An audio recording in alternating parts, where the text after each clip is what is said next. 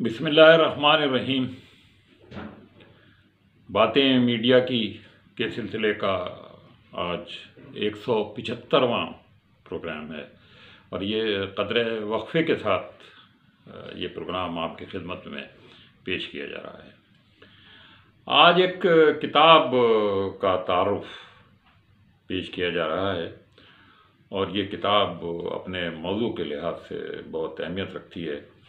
اس بارے میں کتب پہلے بھی آ چکی ہیں اور خاص طور پہ زاہد ملک صاحب کی 2 کتابیں جو پاکستان آبزرور اور ہفت روزہ حرمت کے ایڈیٹر تھے، وہ کتابیں آ چکی ہیں۔ موضوع آپ سمجھ گئے ہوں گے، موضوع ہے ڈاکٹر عبدالقدیر خان۔ آج میں جس کتاب کا تعارف آپ کے سامنے پیش کر رہا ہوں اس کا نام ہے ڈاکٹر عبدالقدیر خان اور کہوٹہ۔ یہ آپ دیکھ لیجئے یہ کتاب، اور یہ کتاب ممتاز صحافی، پرانے صحافی، بہت عرصے سے لکھنے والے اور جن کا شعبہ تحقیق ہے، تحقیق کر کے مختلف ایشو، بہت اہم موضوعات پر ان کی کتب آئی ہیں۔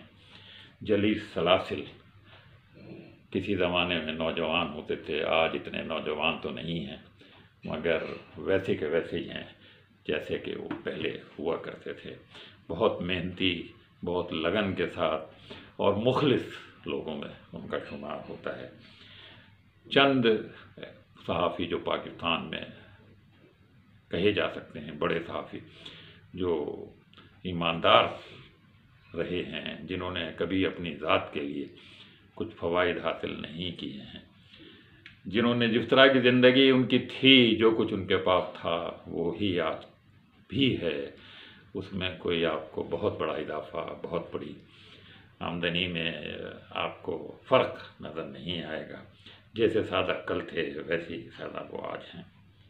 ڈاکٹر عبدالقدیر خان اور کہوٹہ ان کا ایک پسندیدہ موضوع رہا ہے اور یہ واحد شخصیت ہیں جنہوں نے سب سے پہلے سن 1984 میں ڈاکٹر عبدالقدیر خان کا ایک انٹرویو کیا تھا اور وہیں سے ڈاکٹر قدیر کے ساتھ جلیس کے تعلقات کا آغاز ہوا تھا۔ یہ غالباً سب سے پہلے کسی صحافی کو دیا گیا انٹرویو تھا۔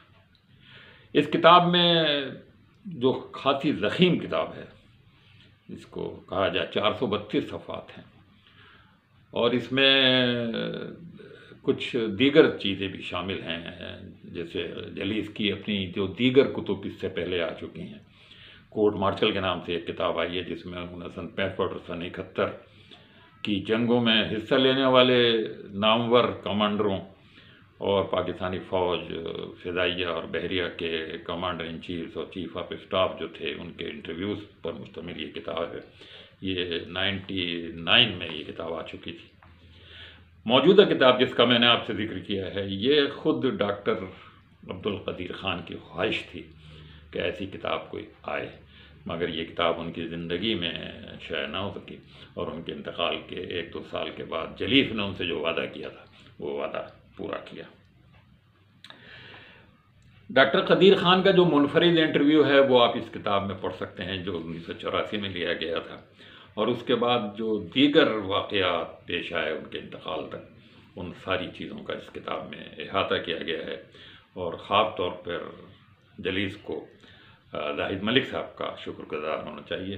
ان کی 2 کتب، عبدالقدیر خان اور اسلامی بم اور محسن پاکستان کی ڈی بریفنگ، یہ 2 کتب، ان سے کافی استفادہ مجھے نظر آتا ہے اس کتاب کے اندر، اور ان کی بہت ساری چیزیں انہوں نے یہاں ان کے اقتباسات پیش کیے ہیں۔ اس کتاب میں جن حالات سے گزر کے پاکستان ایٹمی طاقت بنا، ان کا بہت تفصیل سے ذکر کیا گیا ہے۔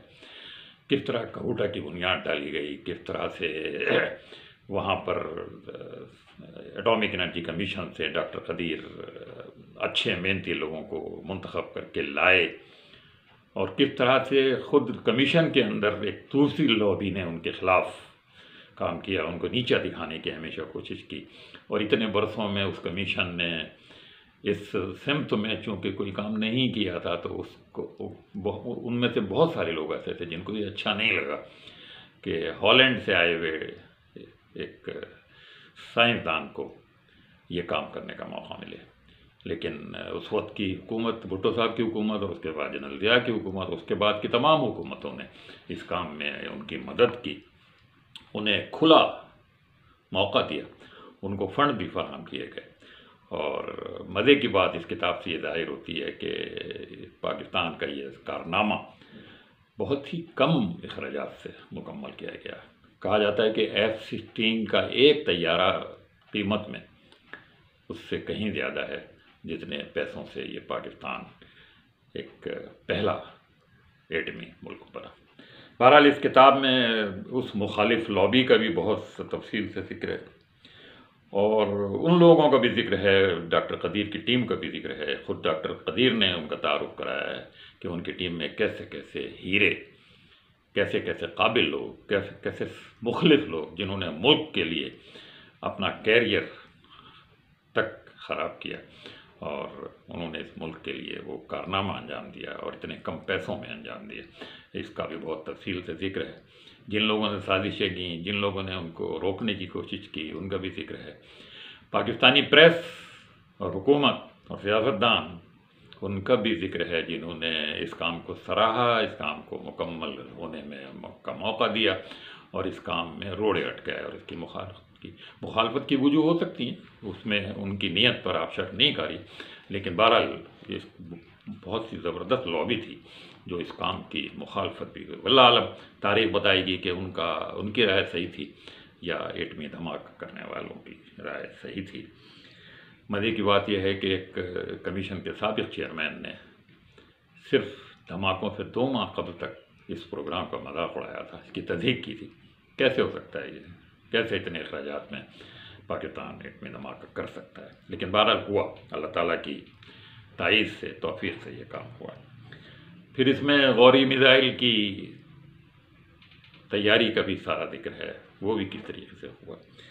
اور اس کتاب میں کچھ انکشافات بھی آپ کہہ سکتے ہیں، لیکن وہ انکشافات بھی زاہد ملک کی کتاب سے شاید لیے گئے ہیں، جس میں پہلی بار میرے علم میں تو یہ بات آئی ہے کہ بھٹو صاحب کی جب پھانسی ہو رہی تھی تو ڈاکٹر قدیر نے ایک طویل خط جنرل ضیاء کے نام لکھا تھا، اور اس میں ان سے اپیل کی تھی کہ وہ ایسا نہ کریں۔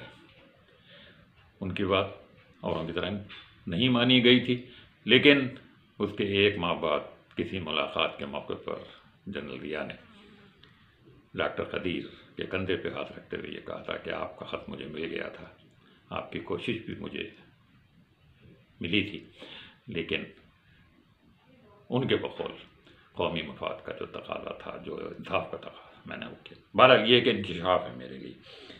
اسی طرح سے غوری میزائل پھینکے جانے کے وقت جو تقریب جیلوں میں منعقد ہوئی تھی، اس تقریب میں جنرل پرویز مشرف کو بھی دعوت دی تھی شرکت کرنے کی، وہ اس زمانے میں کور کمانڈر تھے اس علاقے کے۔ ڈاکٹر قدیر کا یہ کہنا ہے کہ جب وہ صبح چونکہ بہت سویرے وہ ہوا تھا، تو سویرے جب جنرل صاحب پرویز مشرف صاحب وہاں آئے تو ان کے منہ سے شراب کی بو آ رہی تھی، اور وہ کہتے ہیں کہ میں نے انہیں اس پر ٹوکا کہ ایک ایسے مبارک موقع پر بھی آپ یہ کر کے آئے ہیں، یہ اچھی بات نہیں ہے۔ تو ڈاکٹر قدیر کا یہ خیال ہے کہ یہ بات شاید ان کو اس وقت بہت بری لگی تھی، اور یہ بات انہوں نے اپنے شاید دل میں رکھ لی تھی۔ اب اس کی کڑیاں آپ آگے ملائیں اگر کہ پھر کیا ہوا، واللہ عالم، آیا ایک یہ سبب بھی ان دونوں کے درمیان دوری کا یا چپقلش کا ہو سکتا ہے۔ بہرحال اس میں کچھ انکشافات بھی ہیں، اور وہ انکشافات شاید پہلے چھپ بھی چکے ہیں اخبارات میں۔ اس کتاب میں ڈاکٹر قدیر کے حق میں جن سیاستدانوں نے بیانات دیے، ان کی جو تعریف کی، اس کا بھی ذکر ہے۔ ان حکمرانوں کا بھی ذکر ہے جنہوں نے مدد کی، جنہوں نے مخالفت کی، ان کا بھی ذکر ہے۔ اور جیسے کہ میں نے کہا کہ اس کتاب میں ان کے جنازے تک کا ذکر ہے کہ ان کا جب جنازہ ہوا تو کیا صورتحال تھی۔ اور خود اس کتاب میں جلی سلاسل کی اپنی کتابوں کا بھی ذکر ہے، اس سے پہلے کی جو کتابیں، اور ان کے بارے میں مختلف لوگوں نے جو رائے ظاہر کی ہیں ان کتابوں کے بارے میں، وہ بھی اس کے اندر بیان کیا گیا ہے۔ یہ تھا اس کتاب کا۔